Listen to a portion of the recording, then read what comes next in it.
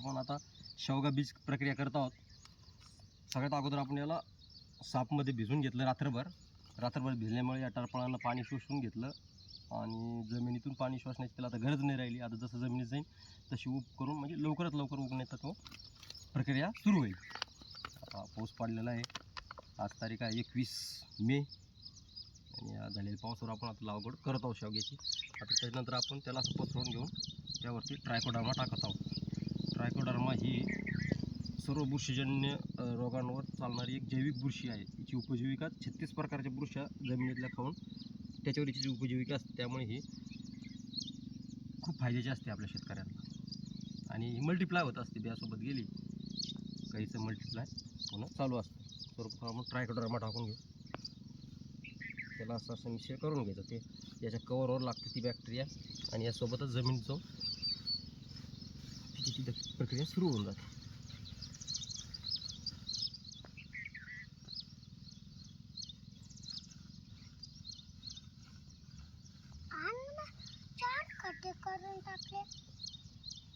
त्यानंतर घेतो आपण मायक्रोरायझा.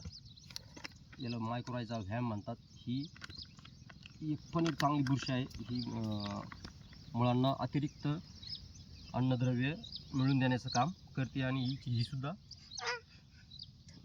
झाडाच्या मुळावर तिची उपजीविका असते. ही झाडांपासून येणारं आपण त्याला साखर म्हणू ती घेत असते आणि झाडाला अतिरिक्त अन्नद्रव्याचं निसर्गानं बनवलेली एक चक्री आहे.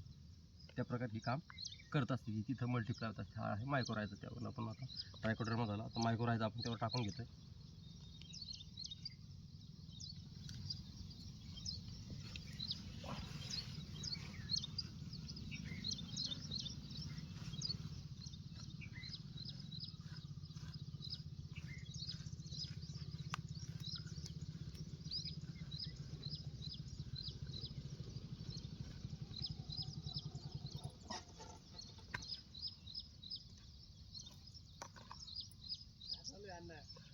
शेवगा लावी तो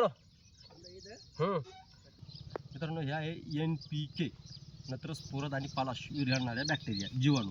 ह्याही मुळांसोबत जाऊन जमिनीत असलेलं पडलेलं नत्र स्फोरद पालाश हिचं काम विरघळून झाडाला देणं असतं. ह्या सुद्धा बॅक्टेरिया आपण यासोबत आता देत आहोत.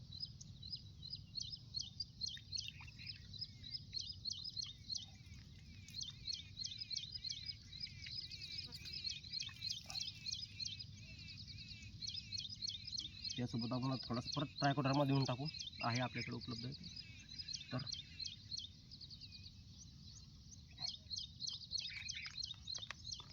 थोडंसं मायक्रोरायझा देऊन टाकू.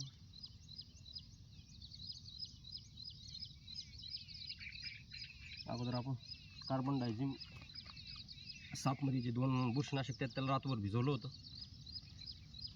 अशा प्रकारे आता हे आपण बीज प्रक्रिया पूर्ण करतोय. रात्रभर पाण्यात भिजलं असल्यामुळं बियाला भरपूर पाणी शोषलं आहे. तर पूर्ण आतलं बी उडंबी फुगली. आता जमीन जशी जाईल तशी तिला उब तयार होऊन उगण्याची प्रक्रिया फास्ट सुरू होईल.